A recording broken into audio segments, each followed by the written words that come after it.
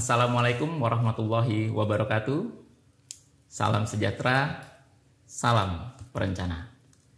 Nawak perencana dan pemirsa semua, kita berjumpa di acara Bincang Perencana, sebuah ruang dialog digital yang diselenggarakan oleh Bapeda sebagai sarana berbagi informasi aktual seputar dinamika perencanaan. Bersama kita telah hadir tamu atau narasumber spesial, Pak Sekda, Bapak Erik Setio Santoso STMT, yang di tengah padatnya agenda, beliau bersedia menyempatkan diri untuk berbincang seputar perencanaan. Selamat datang Pak Sekda, hari ini sudah goes Pak? Wes, lumayan. Oh, sudah dapat berapa kilo Pak? Lumayan ya? Atau mungkin sudah pindah ke lain cabur? Tetap dua cabur utama tetap, weight training sama cycling. Oh siap. Izin Bapak, terima kasih telah hadir. Izin menyita waktu Bapak untuk sejenak kita berbincang seputar perencanaan. Sebagai preambul bincang kita hari ini, barangkali Bapak berkenan menyapa nawak perencana dan pemirsa sekalian terlebih dahulu. Ya, baik. Assalamualaikum warahmatullahi wabarakatuh. Selamat pagi, salam sejahtera, salam, Om Swastiastu, Namo Buddhaya, salam kebajikan, Rahayu, dan juga rekan-rekan. Salam sehat selalu tentunya, dan pasti senang sekali bisa bertemu, berdiskusi, dan nanti tentunya waktu-waktu untuk bisa in deep conversation, in deep discuss dengan rekan-rekan saya, nawak-nawak perencana. Siap. Bapak, kita mulai diskusi nih, mulai berbincang. Pak Sekda, saat ini proses pilkada bisa dikatakan hampir rampung. Kita tinggal menunggu prosesi pelantikan wali kota, wakil wali kota terpilih, yakni Bapak Dr. Insinyur Wahyu Hidayat MM dan Bapak Ali Muthahirin, yang tentunya akan dilakukan dalam waktu yang tidak terlalu lama lagi. Dalam konteks perencanaan pembangunan dan berangkat dari perkembangan situasi terkini, misalnya gitu, sebagai perencana apa yang harus segera kami persiapkan atau kami lakukan, atau bahasa sederhananya, bekal apa yang harus disiapkan perangkat daerah? Monggo Pak. Ya, baik, untuk nawak-nawak perencana itu ya, nawak-nawak perencana dalam melakukan satu pelaksanaan tugas di dalam siklus pemerintahan, sebenarnya perencana ini tidak ada hentinya untuk menyiapkan satu rangkaian-rangkaian proses dari satu siklus pelaksanaan tata kelola pemerintahan yang berkelanjutan. Tetapi memang di dalam siklus tersebut ada tahapan-tahapan yang kritis, ada tahapan-tahapan yang strategis, dan sekaranglah memang timingnya gitu. Dalam satu siklus pelaksanaan pemerintahan ada namanya transisi-transisi kepala daerah yang ditetapkan berdasarkan hasil pilkada. Pilkada sudah selesai dan kemudian sudah terpilih saat ini. Wali Kota Malang terpilih, Wakil Wali Kota Malang terpilih. Nah, kemudian bagaimana di dalam proses kita mengintegrasikan visi misi dari Wali Kota terpilih, Wali terpilih ini ke dalam perencanaan atau dokumen perencanaan pembangunan yang seterusnya itu. Ini namanya kita kenal RPJMD, Rencana Pembangunan Jangka Menengah Daerah. Gitu. Nah, inilah yang pada akhirnya begitu ini nanti integrasi dari visi misi kepala daerah terpilih tertuang, termaktub, kemudian ditetapkan dalam RPJMD ini, dan selanjutnya nawak-nawak perencana yang tersebar ini di seluruh perangkat daerah di pemerintah Kota Malang ini menyiapkan renstranya, rencana strategis dari setiap perangkat daerah.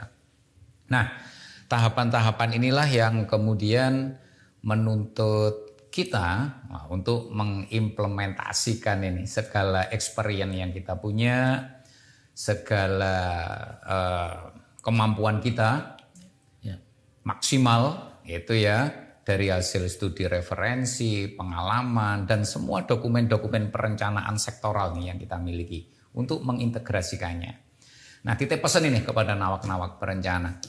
Pembangunan itu berkelanjutan. Artinya teman-teman di dalam menyusun dokumen perencanaan pembangunan, baik RPJMD dan Renstra, itu kita jangan lupa perhatikan dokumen-dokumen perencanaan pembangunan sebelumnya. Karena seperti ini juga ya, teman-teman pasti pernah dengar quote nih, bahwa kota Roma ini dulu terkenal megah itu. Kota Roma itu terkenal dengan segala kemegahannya, pembangunan infrastruktur, superstruktur di sana itu terkenal bagus nih. Makanya ada istilah kota Roma itu tidak dibangun dalam semalam gitu. Artinya apa? Proses-proses penataan, pembangunan, dan pengembangan satu kota itu berkelanjutan. Nah, jadi rekan-rekan pahami tentang aspek-aspek sustainability ini. Apa yang sudah dibangun sebelumnya, apa yang perlu diteruskan, apa yang kemudian terus dikembangkan, apa yang sudah disiapkan sebelumnya. Sehingga sekali lagi tidak ada pembangunan yang nantinya tidak berkelanjutan atau mungkin istilah sarkasnya mangkrak misalnya seperti itu.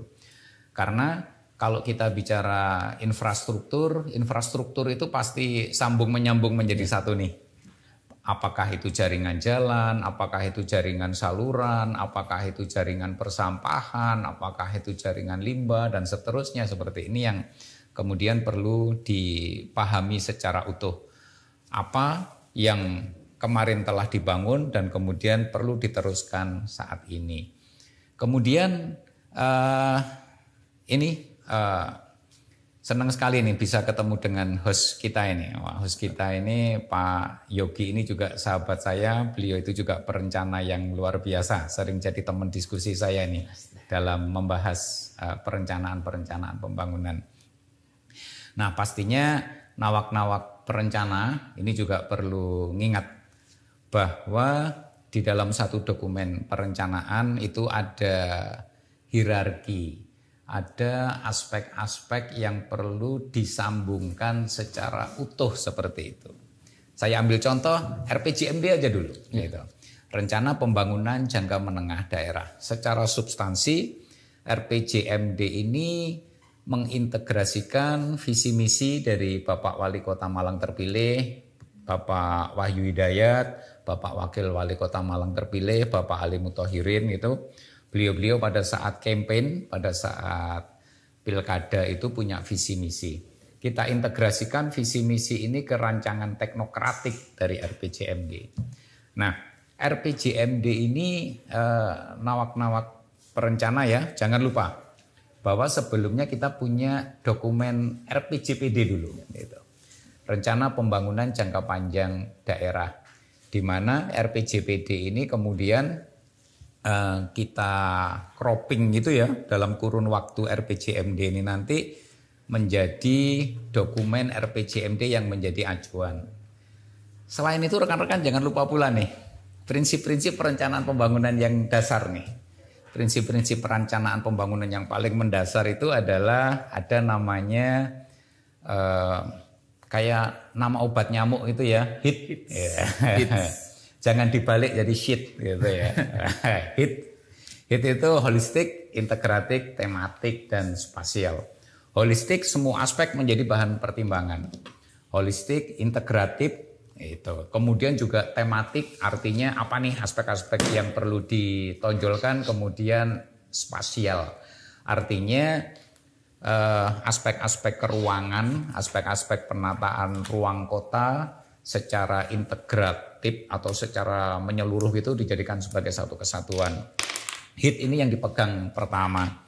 Kemudian jangan lupa pula prinsip berikutnya, gitu ya. Prinsip berikutnya apa? Rekan-rekan di dalam menyiapkan satu dokumen perencanaan pembangunan itu ada namanya kebijakan pembangunan yang sifatnya top down. Gitu. Kenapa top down? Gitu. Kita jangan lupa nih, Kota Malang itu bagian dari NKRI, Negara Kesatuan Republik Indonesia.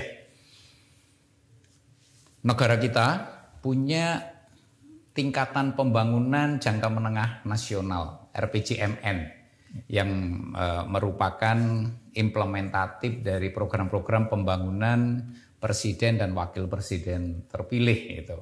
Dituangkanlah dalam RPJMN. Kita nggak boleh lepas dari itu karena sekali lagi Kota Malang bagian dari NKRI. Kemudian jangan lupa pula, RPJMD-nya provinsi, gubernur dan wakil gubernur terpilih. Ini kita nggak boleh lepas nih, karena sekali lagi rekan-rekan, rangkaian pembangunan itu sambung menyambung menjadi satu mulai dari Sabang sampai Merauke nih. Nah, Kota Malang pasti dilewati itu semua. Kemudian begitu kita bicara top down, ada pembangunan itu, kemudian prinsip-prinsip berikutnya teknokratik. Teknokratik itu apa? Dalam proses-proses pembangunan kita pasti menggunakan pendekatan metodologis yang sifatnya akademis, engineering, rekayasa, lewat ilmu-ilmu pengetahuan yang kita punya. Itu menjadi bekal kita menyiapkan rancangan teknokratiknya. Makanya kenapa setelah top down prinsip teknokratik itu juga kita pegang. Kemudian rekan-rekan jangan lupa pula, nanti kita juga masuk fase-fase bottom up dan pelibatan peran serta masyarakat. Kenapa? Kita nggak boleh egois nih dengan pendekatan teknokratik kita. Secara keilmuan bisa jadi kita merasa udah punya bekal nih untuk menyiapkan rancangan teknokratik dengan pendekatan-pendekatan saintis yang kita punya.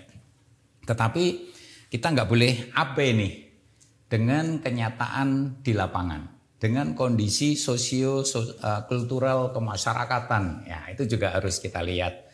Makanya partisipasi masyarakat lewat mekanisme bottom up dan pelibatan peran serta masyarakat ini juga satu faktor yang tidak boleh diabaikan. Berikutnya rekan-rekan, tahapan terakhir nanti, nah itu ada mekanisme politik. Jadi ada top down, ada teknokratik, ada bottom up peran serta masyarakat, dan berikutnya politik. Kenapa? Pastinya RPJMD ini nanti menjadi satu produk hukum, gitu. Ada aspek legal standing nih yang harus ditetapkan. Nah, namanya produk hukum karena nanti jadi perda, perlu persetujuan DPRD. Nah, mekanisme politik ini nanti juga pastinya akan semakin melengkapi RPJMD ini menjadi satu dokumen perencanaan yang utuh, visioner, dan berkelanjutan yang akan kita pedomani selama 5 tahun ke depan. Itu beberapa prinsip-prinsip utama nawak-nawak perencana. Itu Pak Yok. Siap Pak Sekda, izin berarti cocok rasanya ungkapan perencanaan itu never ending story gitu ya. Karena terus berlangsung, tidak pernah berhenti tadi. Walaupun kalau sekarang di tahun ini Pak Sekda izin sama kayak tahun lalu masih ada ungkapan nih di antara ungkapan tapi tidak serius-serius amat, cuma setengahnya ungkapan hati lah bahwa badai belum berlalu. Karena kalau di tahun 2024 kemarin perencana itu kita dalam satu kurun waktu 1 tahun kita disibukkan dengan ada beberapa dokumen RPJPD, rancangan teknokratik RPJMN, di luar yang rutinnya Renja gitu Pak, atau RKPD. Di tahun ini masih ada RPJMD. Ungkapan kedua yang mungkin juga masih relevan ya Pak, berarti sistem perencanaan atau mekanisme perencanaan itu tidak sama dengan SPBU ya Pak. Tidak dimulai dari nol, gitu ya, karena harus mendasarkan pada dokumen atau perencanaan sebelumnya yang masih relevan. Sambil izin kami mau mengingatkan teman-teman nawak-nawak perencana ini. Tadi Pak Sekda menyampaikan mention terkait RPJPD, mengingatkan kembali RPJPD kita sudah ada dan ditetapkan dengan Perda 6 2024. Monggo nawak-nawak perencana sepertinya bisa diakses di JDIH, bisa dipelajari dan dicermati karena akan sangat diperlukan dan relevan dengan penyusunan RPJMD maupun Renstra. Pak Sekda, kami izin juga untuk mengingatkan, mungkin reminder buat sebagian atau juga informasi awal untuk sebagian yang lain, Pak. terkait visi dan misi Bapak Wali Kota terpilih, Bapak Wakil Wali Kota terpilih, nawak perencana, visi dan misi Bapak Wahyu Hidayat dan Bapak Ali Muthahirin di periode jabatan 2025-2029 adalah menuju Malang Boys dan berkelas. Definisi boys dan berkelas merujuk pada suatu kondisi yang boys itu menuju pada kondisi berdaya saing global, sedangkan berkelas itu merujuk pada kondisi yang berakhlak, maju, berkelanjutan. Untuk detail penjabarannya tadi disampaikan oleh Pak Sekda, sekarang masih berproses pembahasan teknokratik terhadap visi dan misi wali kota, wakil wali kota terpilih. Agak teknis sedikit Pak. Nah, izin ini. Ada 10 program unggulan dari Bapak Wali Kota, Bapak Wakil Wali Kota terpilih yang merupakan penjabaran atau membumikan visi RPJMD tahun 2025-2029. Beliau memberikan nama Dasa Bakti Unggulan. Dasa Bakti Unggulan, betul. Izin saya sebutkan dan sambil membaca, sambil kami menginformasikan ke teman-teman, ke nawak-nawak perencana. Ada ngalam pinter, ada, kemudian yang kedua ngalam tahes, yang ketiga ngalam ngopeni, yang keempat ngalam seger, 5 ngalam asyik, keenam ngalam nyaman, ketujuh ngalam rijik, lalu yang kedelapan, mohon maaf kalau saya ini nyebutnya salah ini, ngalam idrek, bener ya Pak ya? Idrek gitu ya, ngalam idrek. Ke-9 ngalam laris dan yang ke-10 ngalam santun.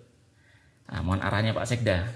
Kami perencana, kami bersama nawak-nawak perencana, bagaimana cara memahami lalu menindaklanjuti dasa bakti unggulan Bapak Wali Kota, Bapak Wakil Wali Kota terpilih. Ya, oke, Pak Yogi, host kita nih di Bincang Perencana ini ya. Nah, rekan-rekan, kalau saya melihat visi misi dari Bapak Wali Kota dan Wakil Wali Kota Malang terpilih ini luar biasa ini visi misinya. Beliau menggunakan bahasa khas Malang gitu. Artinya apa gitu?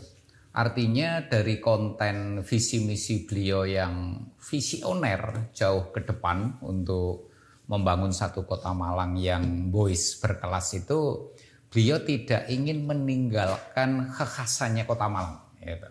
Kekhasannya kota Malang, kekhasannya warga Malang, dan kekhasannya budaya Malang. Ini tercermin dari dasa bakti unggulan ini, beliau menggunakan idiom-idiom gitu ya, atau bahasa-bahasa khasnya Malang. Gitu. Bahasa Malang atau bahasa walian dan bahasa-bahasa khasnya kota Malang. Artinya apa? Local wisdom ini dijaga nih. Berarti bagaimana supaya norma etika budaya Malang ini tetap terjaga. Nah, ini berarti artinya cerminan bagaimana cagar budayanya di kota Malang ini tetap terjaga, tetap terestorasi, tetap terrevitalisasi, yang kemudian menjadi bagian kota Malang semakin boys dan kedepannya semakin berkelas gitu. Nah, ini luar biasa visi misi ini. Kemudian rekan-rekan memahaminya gimana gitu. Memahami visi misi dari Bapak Wali Kota dan Wakil Wali Kota Malang terpilih yang nanti akan kita tuangkan di dalam RPJMD kita gitu ya. Nanti perangkat daerah artinya nawak-nawak perencana ini yang tersebar di seluruh perangkat daerah itu membuat renstranya. Nah, ada renstra, rencana strategis dari perangkat daerah yang merupakan pendetailan dari RPJMD ini. Renstranya apa? Isinya gitu ya. Nah, rekan-rekan jangan lupa,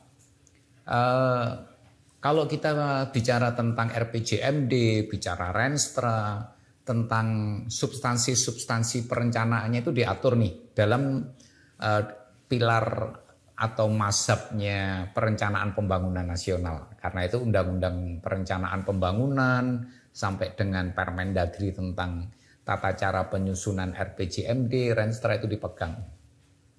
Tetapi rekan-rekan juga jangan lupa bahwa kita ini pemerintah daerah. Nah, Kota Malang itu kalau dulu nih zaman saya waktu diangkat jadi pegawai pertama itu namanya pemerintah Kota Madya daerah tingkat 2 Malang. Nah, gitu istilahnya. Kalau sekarang istilah bakunya pemerintah Kota Malang. Artinya apa? Jangan lupa cek, cermati, pahami, resapi tentang pemerintah daerah itu. Nah, ada undang-undang pemerintah daerah. Nawak-nawak ya.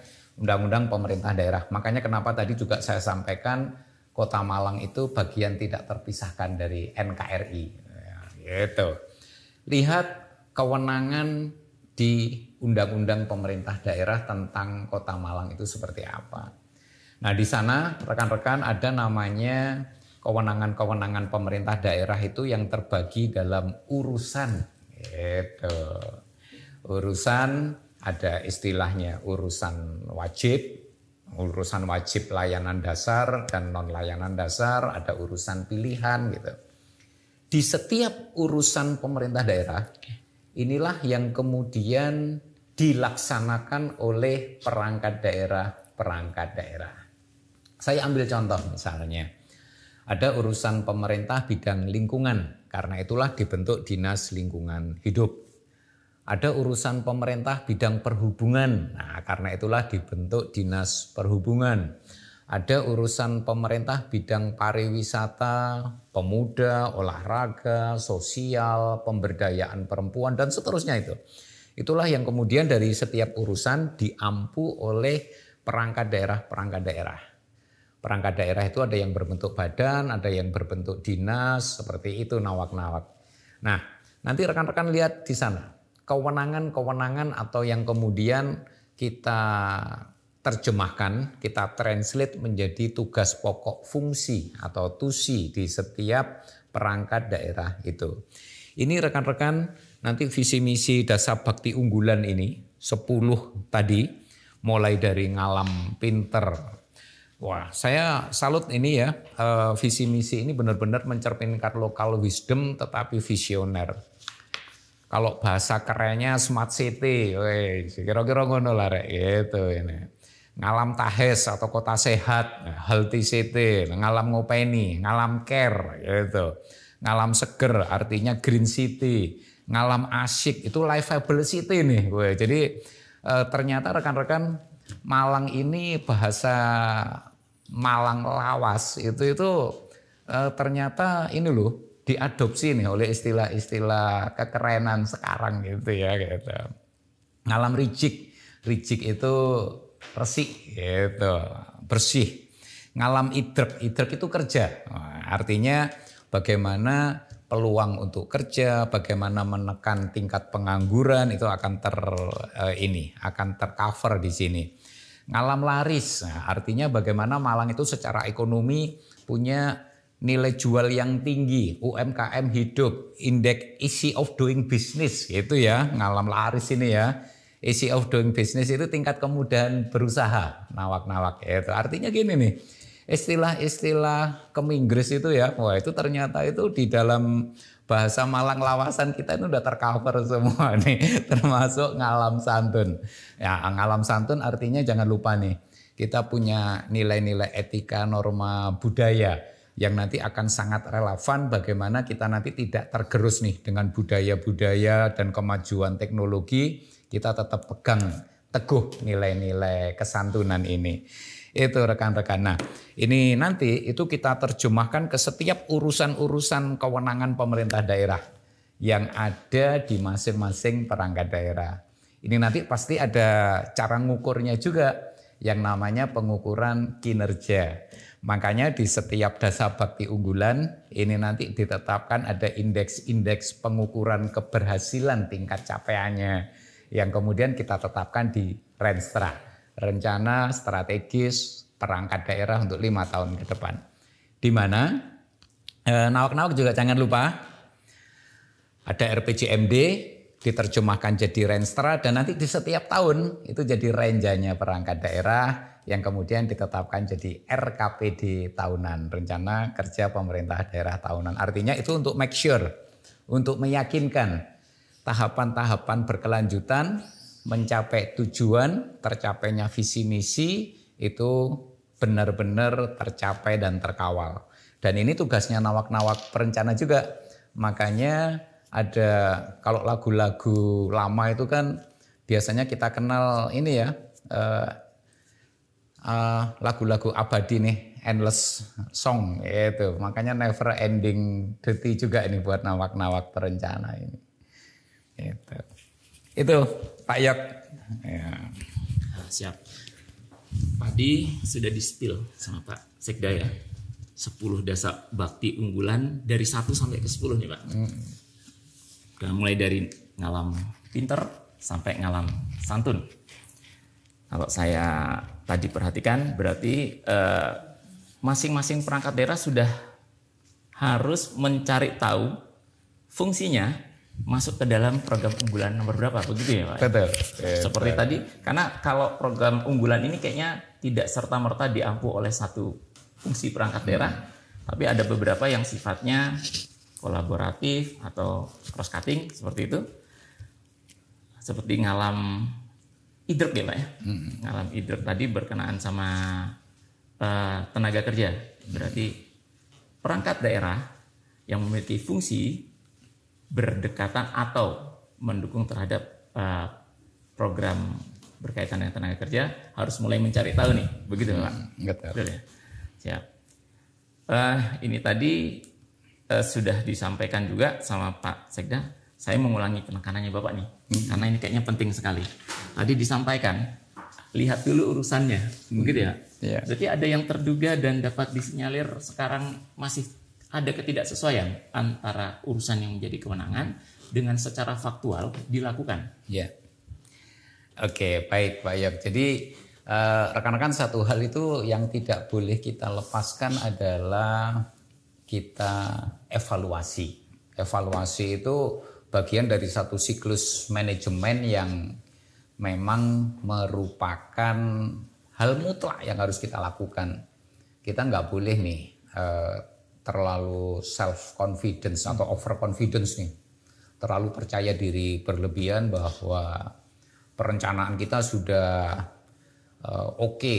Wah, implementasi kita sudah on the track 1000%. Wah, gitu misalnya. Setelah itu kita jadi lupa nih untuk mengevaluasi, padahal evaluasi hal yang sangat penting.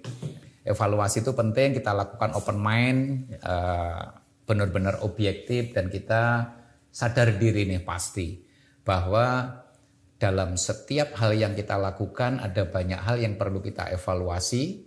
Evaluasi itu bukan bermaksud saling menyalahkan, tetapi evaluasi itu kita melakukan perbaikan dari setiap tahap yang perlu kita benahi. Itu artinya kita siap untuk melangkah yang lebih baik di next step-nya. Pembangunan atau memanajemen kota kayak naik anak tangga nih. Anak tangga 1, 2, 3, 4 dan seterusnya nih sampai nanti tercapai goal kita. Dan rasanya goal ini pun nanti nggak akan pernah berhenti di satu titik. Begitu kita nyampe satu goal, begitu kita nyampe di setiap akhir RPJMD, kita nanti akan melangkah lagi nih ke tahap berikutnya, akan melangkah lagi ke tahap berikutnya gitu. Dan di setiap tahap tadi challenge, tantangan, itu akan selalu berkembang rekan-rekan. Di setiap tahapan tantangan-tantangan challenge kita dari aspek infrastruktur, dari aspek sosial budaya, dari aspek kependudukan, tantangan-tantangan akan selalu berkembang juga di setiap tahunnya.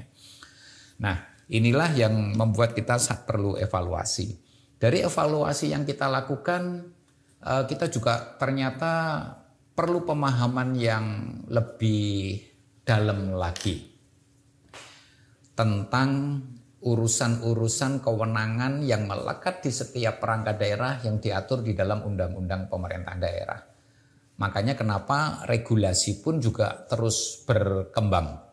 Regulasi ini dari waktu ke waktu juga terus disempurnakan dan mengikuti dengan perkembangan dinamika yang ada. Perkembangan tingkat kota, perkembangan tingkat regional, perkembangan tingkat nasional, atau bahkan mengikuti perkembangan-perkembangan di dunia internasional saat ini. Nah, inilah yang rekan-rekan di dalam upaya penyesuaian juga dengan pembangunan yang top down tadi, kita juga lihat di pusat, bahkan kementerian, lembaga, instansi, saat ini pun juga penyesuaian-penyesuaian.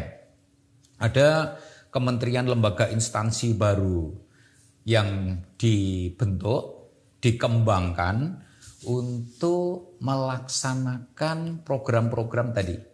Program-program pembangunan kenapa? Jangan lupa tadi di dalam aspek-aspek filosofi perencanaan ada yang namanya tematik gitu ya.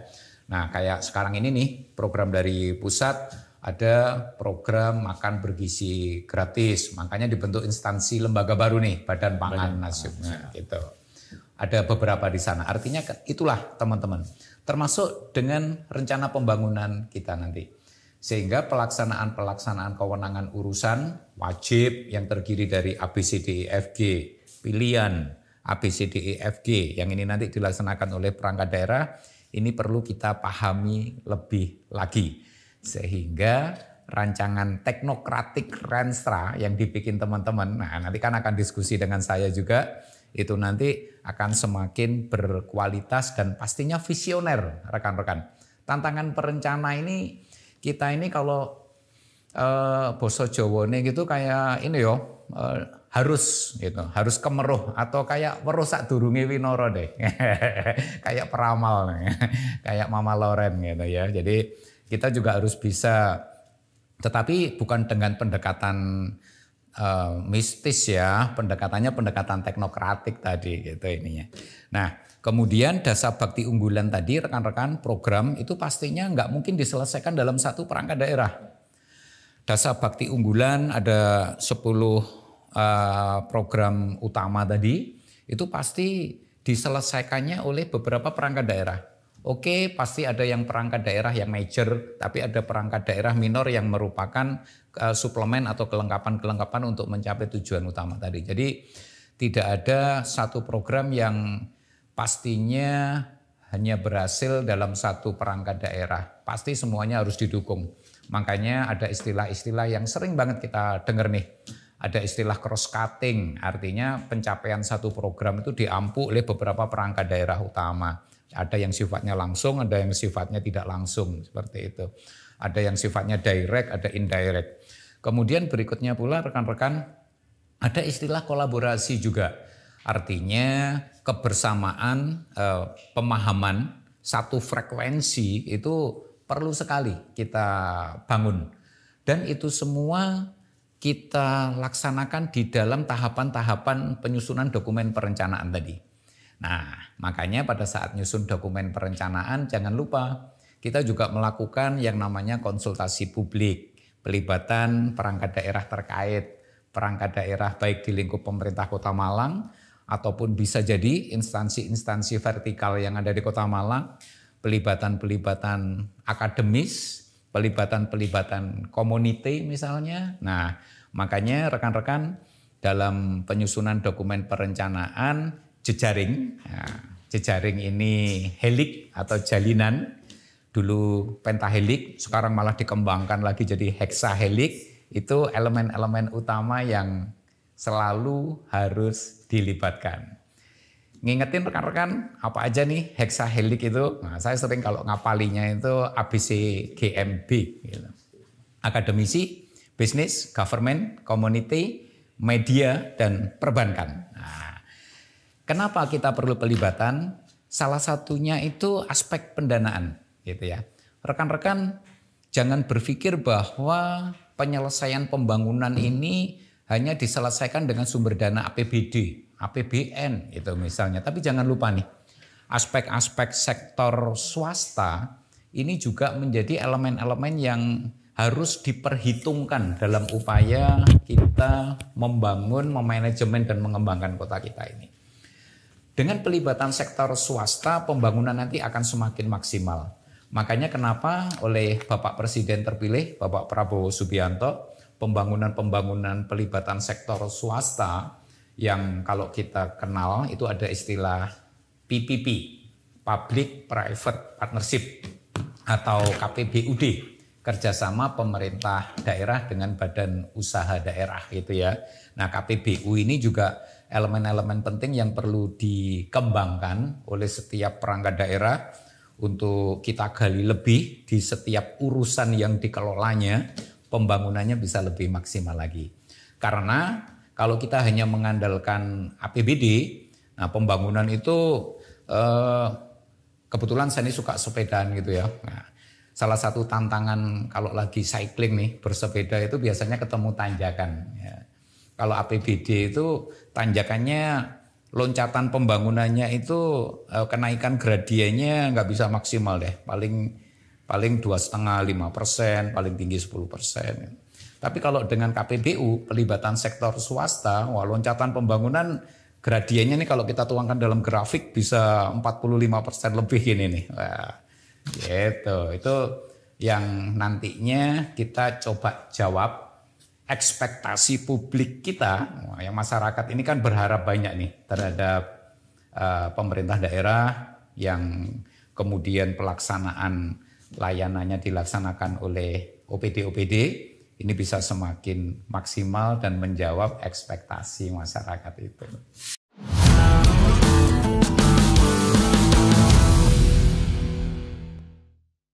Izin Pak Sekda,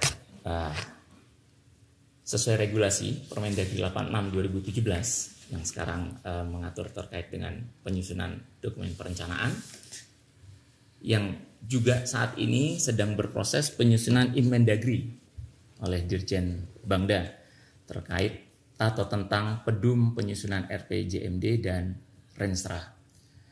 Di dalam ketentuan-ketentuan tersebut, tahapan, mekanisme penyusunan RPJMD maupun Renstra cukup panjang, melibatkan banyak pihak plus berbatas waktu. Bahkan khusus RPJMD, lewat dari batas waktu, ada konsekuensi sanksi administrasi. Tentu kita mau menghindari itu. Sebagai reminder saja, 6 bulan sejak dilantiknya wali kota dan wakil wali kota terpilih, perda sudah harus ditetapkan. Bahkan 40 hari setelah terpilih, rancangan awal RPJMD sudah harus diserahkan ke DPRD. Bukan pertanyaannya, tapi lebih ke mohon pencerahan dan arahan dari Pak Sekda ini. Mengingat tahapan tadi yang cukup banyak, ada forum konsultasi publik, ada musrenbang, ke DPRD-nya akan ada 2 kali pembahasan, Pak. Ke gubernurnya ada 2 kali pembahasan, lalu juga ada review oleh APIP. Strategi atau langkah antisipatif apa nih yang harus dilakukan oleh para perencana untuk memastikan seluruh tahapan dilalui tepat waktu, tidak hanya lengkap tapi tepat waktu. Tapi di sisi lain, kualitas dokumen tidak boleh dikorbankan atau harus tetap berkualitas, Pak. Ya. Oke Pak Yop. Jadi untuk nawak-nawak perencana di dalam regulasi tentang pedoman umum, juklak-juknis penyusunan dokumen perencanaan itu luar biasa. Bagaimana prinsip-prinsip perencanaan pembangunan yang saya sebutkan di awal tadi ini benar-benar terlewati. Top down, bottom up, peran serta masyarakat, teknokratik, serta politik. Jadi tahapan-tahapan yang diatur di bedum tadi itu untuk memastikan bahwa prinsip-prinsip perencanaan itu semuanya terlalui. Makanya tahapan-tahapannya itu tadi nih. Kita bikin runwal secara teknokratik, dikonsultasi publikan, perlu dievaluasi provinsi. Pasti nih, evaluasi provinsi untuk memastikan nih bahwa pemerintah Kota Malang ini dokumen perencanaannya sesuai ataupun juga sinergi dengan apa yang menjadi konteks program strategis skala nasional dan regional gitu. Nah, demikian pula dengan fase-fase pembahasan di DPRD. Fase politik masuk nih. Bottom up dan peran serta masyarakat. Nah, makanya kenapa harus lewat konsultasi publik juga nih. Nah, itu tadi rekan-rekan. Nah, oke. Kemudian dari sini saya yakin itu waktu tidak akan menjadi kendala. Waktu tidak akan menjadi kendala. Teman-teman jangan lupa ya bahwa pembangunan itu berkelanjutan. Sebelum kita nyusun Renstra, teman-teman juga harus lihat kan Renstra dari perangkat daerah yang sebelumnya nih tahapan-tahapannya. Kemudian adopsi yang ada di RPJMD dan kemudian pendetailan secara keteknisannya. Pendetailan secara keteknisan jangan lupa teman-teman juga kita punya namanya master plan sektoral loh gitu. Master plan sektoral di setiap perangkat daerah yang mengampu urusannya masing-masing ini juga jangan sampai terabaikan. Kita punya master plan transportasi, master plan drainase, master plan pengentasan kemiskinan, master plan ataupun roadmap tentang ekonomi kreatif. Kita punya RPPD, rencana pengembangan sektor pariwisata dan seterusnya. Jadi master plan sektoral yang di sana saya sering menyebutnya master plan sektoral itu untuk mengcover di setiap urusan pemerintahan itu punya grand design apa gitu. Ada banyak istilah. Kita kadang nyebutnya grand design nih, kita kadang nyebutnya rencana induk, master plan, blueprint, nah itu kan, roadmap, itu ya. Nah, rencana-rencana induk yang seperti ini juga jangan lupa nih. Ini juga menjadi salah satu dasar kita untuk menyiapkan Renstra di setiap perangkat daerah. Tahapan-tahapan ini, saya ambil contoh nih, misalnya di perhubungan nih. Di sana ada tatralog nih, tataran transportasi lokal atau rencana induk LLAJ nih misalnya gitu. Dan kemudian yang jangan sampai dilupakan rekan-rekan ya, dalam satu prinsip pembangunan itu kayak dua keping, kayak satu keping mata uang dua sisi. Rencana tata ruang dengan rencana-rencana RT/RW dengan RPJPD. Nah, RPJMD dengan RDTR-nya. Nah, rencana tata ruang wilayah, rencana detail tata ruang wilayah. Di sana itu juga ada indikasi-indikasi program pembangunan namanya, yang tentunya nanti di setiap urusan-urusan pemerintahan itu ada aspek-aspek pola ruang, struktur ruang namanya, yang nanti perlu untuk diterjemahkan dalam rangkaian program pembangunan yang semakin rinci lagi. Apakah berupa program kegiatan ataupun renja tahunan nanti di setiap perangkat daerah ini. Gitu. Ya, berarti izin ya Pak Sekda, perangkat daerah dalam penyusunan renstranya nanti tidak bisa hanya terpaku pada satu ketentuan, misalnya nih pedum terkait penyusunan renstra saja, gitu ya Pak ya. Karena harus melihat regulasi lain yang beririsan, yang tadi disampaikan Pak Sekda, ada master plan, grand design, mungkin ada nama lain roadmap gitu ya Pak ya. Iya. Rencana aksi, Ya, blueprint, cetak biru. Banyak sekali itu istilahnya. Cuman tidak ada istilah ngalamnya kayaknya itu ya. Itu Inggris semua itu kayaknya. Oke, siap Pak Sekda. Izin. Kita agak ke substansi yang sedikit lebih teknis. Menurut pemahaman kami, salah satu esensi dari dokumen RPJMD atau Renstra, artinya dokumen perencanaan, adalah mengidentifikasi permasalahan dan isu strategis daerah kalau di tingkat daerah, atau isu strategis perangkat daerah manakala berbicara Renstra secara tepat, yang nantinya permasalahan yang diidentifikasi, isu strategis yang dirumuskan itu menjadi pedoman atau penjuru gitu ya. Penjuru dalam merumuskan program sampai dengan aktivitas, bahkan anggaran belanja. Dari sudut pandang Pak Sekda, permasalahan atau isu strategis apa saja yang harus mendapatkan perhatian atau penekanan di 5 tahun mendatang, baik konteks RPJMD maupun Renstra, atau mungkin ada tips kah, adakah arahan buat kami perencana bagaimana cara mengidentifikasi permasalahan, merumuskan isu strategis secara tepat, Pak? Nah, ini dia rekan-rekan. Hal yang utama nih, ini hal yang cukup prinsip itu adalah bagaimana dari sekian banyak aspek kita itu menentukan hal yang priority. Sing utama ki apa sih? Priority itu ditetapkan karena keterbatasan sumber daya. Seringkali memang dalam melaksanakan sekian banyak PR gitu ya, kita ini punya keterbatasan kaitannya dengan sumber daya, resources. Apakah itu sumber daya berupa budgeting ataupun tenaga dan seterusnya gitu. Karena itulah kita punya namanya prioritas utama yang high priority atau isu strategisnya gitu. Nah, isu strategis ini adalah program kegiatan yang nanti harus kita dulukan. Itu deh prinsipnya. Ini yang harus kita dulukan nih dalam penyelesaian masalah yang paling utama ditunggu masyarakat, sangat penting bagi kota kita. Apa ini? Gitu. Karena itulah di setiap renstranya perangkat daerah nanti tantangan utama kita ini juga merumuskan isu strategis. Saya yakin sebenarnya kita semua itu dalam pelaksanaan tugas sehari-hari pun kita ini sudah ketemu loh challenge itu, dinamika itu kita juga udah ngalami nih. Jadi sebenarnya secara tidak langsung kita ini udah punya feeling engineer nih.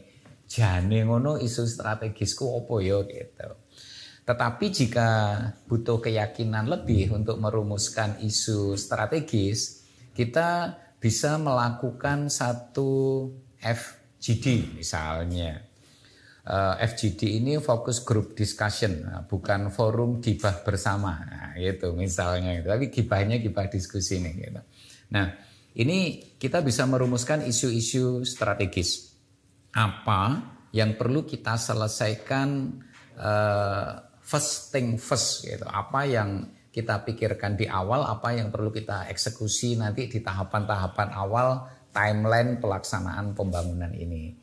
Isu strategis ini pastinya di setiap perangkat daerah nanti dengan memperhatikan dinamika-dinamika perkotaan yang saat ini, tantangan-tantangan yang ada sekarang ini. Nah, sebagai contoh kayak ini, saya berikan gambaran betapa dinamisnya hidup dan tantangan ini. Dulu tantangan kita adalah bagaimana orang itu bisa melek internet, gitu misalnya. Tantangan kita. Makanya ada istilah IoT, ya, Internet of Things, gitu ya. Segala sesuatunya berbasis internet.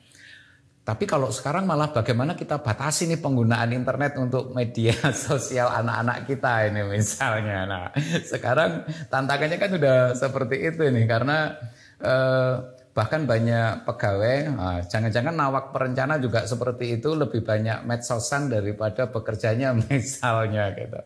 Jangan-jangan di kantor nggak bekerja tapi jualan online misalnya gitu ya. Nah, ini yang justru menjadi tantangan berikutnya malah karena sudah melek semua, meleknya justru malah terbuka lebar, malah bisa ini nih multitasking nih jadinya. Wah, sambil ngetik surat, sambil jualan online gitu misalnya. Nah, ini justru tantangannya ada di sana. Itu cerminan dari bahwa problematika itu dinamis dan terus berkembang dari waktu ke waktu.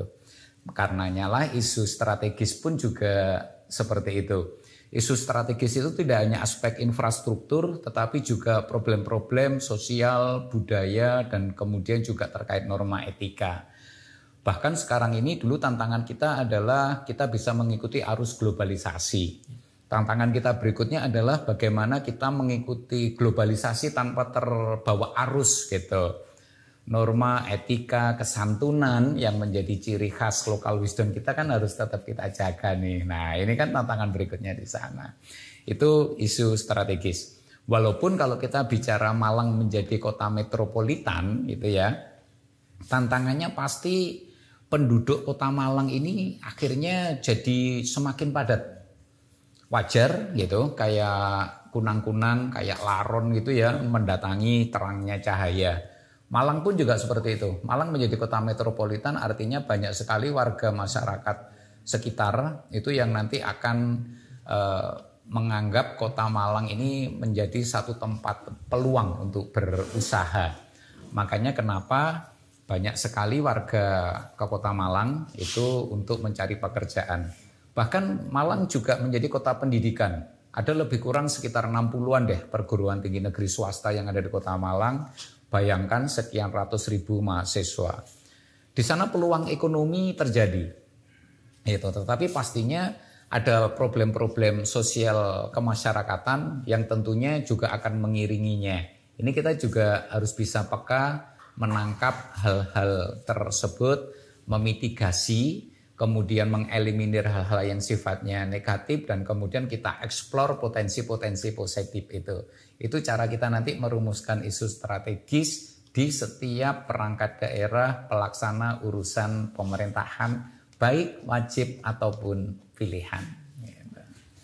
Melalui FGD tadi walaupun terbatas atau bertema gitu Pak, berarti tetap harus melibatkan A, B, C, G, M, B. Betul, tadi ya, Pak? Persis. Nah, salah satu prinsip utama, gampang-gampangan gini nih ya, nawak perencana kalau bikin list undangan, itu ya.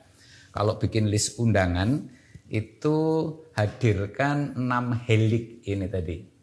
6 aspek helik yang heksa tadi. Nah, nanti teman-teman bisa lihat nih di sana. Akademisinya apa nih yang kita undang? Gitu. Dari aspek kalangan usaha apa nih? Instansi-instansi terkait apa nih? A, B, C, G. Kemudian community apa yang terlibat di sana? Media pasti jangan lupa. Media dengan kecepatannya menyerap informasi dan membantu kita untuk mengeksplor sebarluaskan informasi sangat berperan. Perbankan pastinya juga menjadi satu aspek sumber-sumber pendanaan yang sangat potensial. Nah, jadi ojo lali lek gawe undangan, lihat list surat undangannya wis melibatkan heksahelik tadi atau belum. Gitu. Siap. Masih ada hubungannya sama perlibatan. Ada juga ini semangat inklusivitas nih, bicara inklusivitas. Semangat inklusivitas dalam pembangunan, termasuk perencanaan pembangunan. Kalau istilahnya kan gimana semua dilibatkan dan tidak ada yang ditinggalkan, no one is left behind. Itu sudah menjadi nilai yang telah disepakati dan bahkan tertuang secara implisit namun kuat dalam RPJPD Kota Malang tahun 2025-2045. Mohon arahan, mohon pencerahannya Pak Sekda. Metode apa yang kiranya paling efektif bagi penyelenggara pemerintahan termasuk dalam proses perencanaan nih, Bapak, untuk mengimplementasikan semangat inklusivitas tersebut?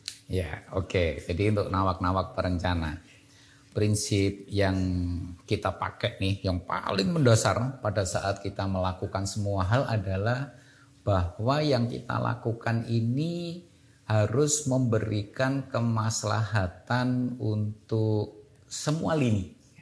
Tidak boleh hanya menguntungkan satu golongan tertentu, kelompok tertentu, strata tertentu, seperti itu.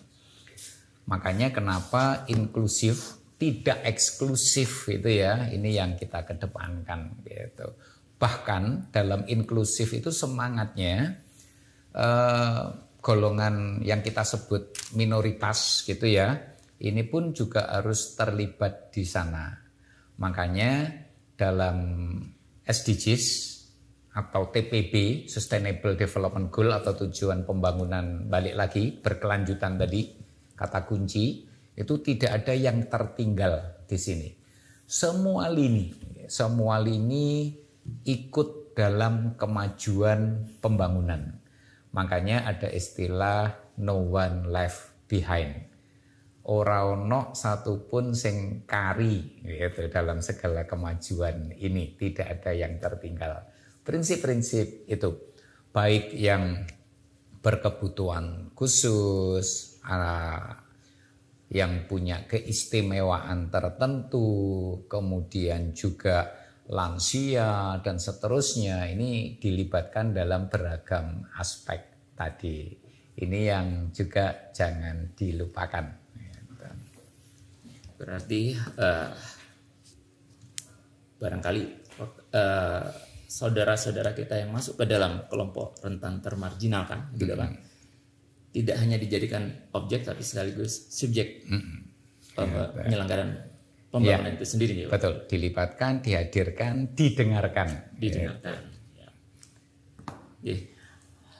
Pak Sekda, nawak-nawak perencana dan pemirsa semua, sesungguhnya kita masih kepingin banyak berdialog dengan Pak Sekda karena luar biasa, ini kesempatan yang luar biasa kita bisa menghadirkan Pak Sekda untuk berbincang terkait perencanaan. Namun demikian, tidak terasa waktu sudah berlalu, Pak. Kita tiba di penghujung acara Perhuttas segera akhiri. Terima kasih yang sangat banyak Presiden Bapak Sekda telah berkenan hadir, memberikan pencerahan, memberikan arahan tadi Bapak, menjadi kebanggaan sekaligus penyemangat bagi kami para perencana. Begitu pula terima kasih untuk nawak-nawak perencana, untuk pemirsa semuanya yang sudah setia mengikuti. Last but not least, terakhir tapi tidak kalah pentingnya, mohon berkenan Pak Sekda berkenan memberikan closing statement kepada nawak-nawak perencana dan pemirsa semua. Ya, oke, baik. Saya pertama pengen komen tentang ini sih, air mineral ini. Ini bagus, artinya acara ini tanpa sponsor, makanya kenapa mereknya udah dilepas ini. Tapi ini penting air mineral supaya nggak sampai kehilangan konsentrasi gitu ya rekan-rekan. Nah, kenapa saya nyinggung konsentrasi? Saat ini memang fase paling kritis. Perencana itu kerjanya tidak pernah berhenti sebenarnya. Setiap siklus Januari sampai Desember dan seterusnya itu perencana akan terus berpikir. Bukan berarti setelah kita menghasilkan satu dokumen perencana, setelah itu kerjaan kita selesai. Gitu. Jadi dokumen perencana itu disusun mulai dari yang tataran makro, medium sampai yang mikro gitu ya, bahkan sampai yang master plan sektoral tadi. Itu terus akan bergulir rangkaian-rangkaian perencanaan, evaluasi, kemudian juga pengembangan-pengembangan seterusnya dan disesuaikan dengan dinamika terkininya. Nah, rekan-rekan, saat ini fase kritis ini. Fase kritis itu artinya adalah saat ini kita menyusun satu dokumen perencanaan di mana dokumen perencanaan sebelumnya itu sudah habis masa berlakunya.